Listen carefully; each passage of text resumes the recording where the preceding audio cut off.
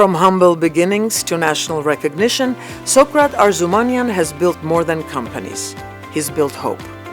A real estate visionary, developer, and humanitarian, his journey from immigrant dreamer to top 1% nationwide broker is a story of grit, generosity, and purpose. Fluent in several languages and gifted with a bridge builder's heart, Sokrat connects people, cities, and causes. True success, he says, isn't measured by how much you own. It's by how many lives you improve. In a world that often celebrates the spotlight, Sokrat Arzumanyan stands for something greater, building the American dream for others. One home, one family, one community at a time. What is a hallmark of your success story? I'd say hard work. Hard work and hard work. That's the main key for success. If you live in LA, if you love what you do, hard work will get you to where you need to be. And then the rest is history. Money, fame, everything will come as long as you work hard. That's the main thing. What is the most significant aspect of being a real estate developer? It doesn't matter if you're a developer, if you're a broker, or if you're a loan broker, if you're in real estate. The key in real estate is helping people. Because real estate is the largest asset anyone will own in their lifetime. And if you're a developer, being truthful and helping people. If you're a real estate broker, being truthful and helping people. Same thing if you're a loan broker. So the key of being anything in real estate is helping people. Sokrat, what inspired you to pursue real estate? This is a true story. I was driving down Coldwater Canyon. I saw a big Coldwell Banker sign. And back then I was doing construction and dealing with not very professional real estate agents. And the idea popped out in my head, why not get the real estate license? Back then, if you had a degree, a bachelor's degree, you could apply for a broker's license. So I applied for a broker's license, and then the first day I got a phone call from Coldwell Banker. And I joined Coldwell Banker. That was 15, 17 years ago. Can you please elaborate on One Altadena and how can the community at large help to reconstruct Altadena and Pacific Palisades? It's a very emotional subject for me. I was out of country when LA fires happened. So if you have a heart, if you have a soul, and if you're part of Los Angeles, you need to be involved. The idea that my house didn't burn, so I'm lucky, doesn't work. I got involved in Altadena specifically because a couple of my good friends lost everything. And when I say everything, it's not only their homes, their photos, their memories, everything they had. So we started helping them, and this group of people got together, architects, city planners, engineers, developers, and everything we have is free of charge. All the resources are free. If they decide to use one of our vetted contractors, good. If no, they still can get so much out of this group. And a couple of weeks ago, there was this big event for Thanksgiving. We were one of the sponsors just because we have to be. So what's very interesting, I got reached out to, obviously I got to be politically correct, I can't name any names, but I got reached out to this huge company. They have big hopes in being in Altadena, rebuilding Altadena. And I told them that there's this Thanksgiving event, let's become sponsors, and they declined. It's a very emotional thing for me. You don't need to donate money, you can donate your time, you can donate your resources, but being part of rebuilding any part of LA. Palisades, they're a little bit more fortunate because people in Palisades have more resources. Altadena is the one that is going through difficult times. And I don't know if you've been there, but it's a war zone. So if you can be part of rebuilding, if you can be part of helping one family, that will make huge difference. And I'm very proud of what we've done. OneAltadena.com is a huge resource for a lot of people in Altadena today, and I'm very happy for that. They suffered the most. Yes, yes, because you have mostly middle-class people in Altadena. And in the beginning, obviously, everyone was giving promises, everyone was promising mountains, but as always, people forgot. And now each and every homeowner, most of them are going through this problems with insurances, non-payments, declined files. Even with the cities, initially, city of Malibu as well, I have a family member who lost his house in Malibu. They were promising if you want to rebuild as is, exactly the same thing, there will be no changes. But now, all of a sudden, everything has changed. These setbacks are changing. So people are going through a lot of problems, a lot of hurdles. They promised and never delivered. They promised that they'll be more lenient. They promised that they will help, but I don't see it. Some people do, and don't get me wrong. We had meetings with county officials, meeting with city officials.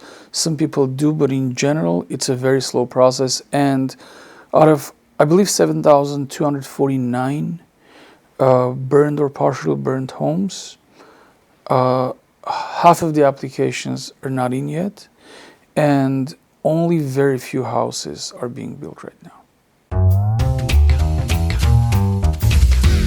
What I can say is when I first met him about 5 years ago, I was just a simple city employee working at the public counter, and he came in asking questions. And the first thing that you can kind of know about him is that he's actually a lot smarter than most people who actually come to the counter.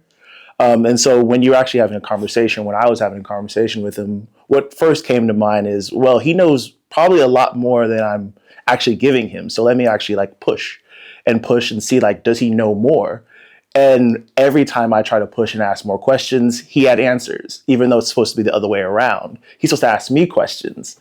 And whenever he did ask me questions, it's almost as if he already knew the answers. So the first thing that you realize is like he is a highly intelligent person. And then the more I got to know him and the more he came in asking questions about projects that he had in the city, the more is a actual like symbiotic relationship between us. It's asking questions, having deep conversations about just property, development, community. What do those things mean? And as I got to know him over time, community is something that I also learned is very important to him. This is why now, 5 years into it, we've now actually started a nonprofit with our Healthy Hands initiative, where we now go into different communities that are of need. We try our best to actually rehabilitate their actual housing. Once we then started that, we realized, well, there actually may be more that we can actually do. And then with the wildfires that happened in Eden Canyon, we then realized, okay, this is another calling for us to actually do something else. This is now our next mission, is to help individuals within Altadena, Pasadena area get back into their actual housing, find a way to actually recover, and any other emotional support, financial support they may need. We actually want to be there. And again, knowing him, this isn't just going to stop with just Altadena. It's going to be more and more and more. And again, because he has that thirst of always wanting more and a thirst for community and a thirst for building, I want to be there right alongside with him as we continue to do that and grow. How would you describe Los Angeles in regards to real estate and the need for affordable housing? Affordable housing is a very important issue, but every coin has two sides. First and foremost, for the new generation, it's going to be very hard to afford any housing at all. And the other side of that coin is this irregular building of huge properties that do not require any parking. That's not a problem. So in my opinion, affordable housing is a problem that needs to be addressed by state and federal government only. And the results, I think we'll see, we're not going to see results any soon, because yes, we have laws and rules like ADUs, JDUs, SB9. These are laws that allow you to build more housing, but in general, housing is very, very unaffordable today. So unless federal government steps in, we're not going to see any progress. What more can be done in order to improve the California real estate market and landscape? Well, real estate is a cycle. If you look at the history, we have bear markets, bull markets, but right now we're in limbo because prices of real estate, they've been going up for past probably 16 years, 15, 16 years. So that's a question that I do not have the answer. If I had that answer to that question, I'd be a very rich man. I met Sock in about 2014. I call him Sock. Other people call him Socrates. Or I met him at my tennis club, actually, of all places. And he's just, an intimidating guy at first, but after about 10 seconds, he just like completely diffuses all that. He's just like a big teddy bear and, a really sweet guy. So quickly after becoming tennis friends and we're just hanging out, it started talking about what he's doing, what I'm doing, and it was very natural, kind of him looking to help me. It wasn't a situation where he's like, oh, how can I make some money off this guy? He genuinely cared about what my situation in life was. And when I was just beginning to start thinking about real estate development during a career change of mine that just happened to happen, he really guided me through that in a very easy way and in a friendly way from the short time we had known each other already from playing tennis. And it meant a lot to me, and it does mean a lot to me. And I've told him so many times like how not only my life but my wife's life and the people that I've introduced them from today, because I like introducing people like him, that he's helped so many people and really changed a lot of people's lives, whether he sees it directly or not. He really has done that. I have a lot of friends and industry connections and people that like sometimes I connect, and my wife as well as a business manager. And Socrates has always been one of these people that no matter what we recommend him for, even non-real estate stuff, if someone needs some type of mentor, he's always going to come through and he's always going to shine, and people are always going to appreciate whatever he did for them. And it always comes back to us, and we're always like, thank you, Socrates. Sokrat, of all the real estate brokers and developers, what makes you stand out? It's a great question, Arshalush. So what makes us stand out, we're a one-stop shop. I started as just a regular house builder, and then I got tired of not very professional real estate brokers, so I got my broker's license. Then I got tired of loan brokers, and I got my loan broker's license. So we do it all. We're in residential market, commercial market. We start from qualifying and approving loans to finding properties. And if you need to, we'll build a house for you. So we're a one-stop shop that makes us unique. What advice would you give to the next generation of brokers? It's a great question. So I have a couple of next generation agents in my office on a daily basis. Real estate is an amazing tool. One of the greatest things about real estate, sky's the limit. Unlike any other profession, you can help people, you can be part of community, and you can make good money. The advice would be to never stop working, and never stop learning, because market is changing, and one of the keys for success is just trying to keep up with the market and taking new classes, taking new courses. And again, like I said in the beginning, hard work, hard work, hard work. Sokrat, thank you very much for making time on a weekend to do this sit-down interview. Well, thank you for having me. It's always a pleasure, and thank you for doing this. You've been one of the best parts of our community in LA, and we love you and thank you.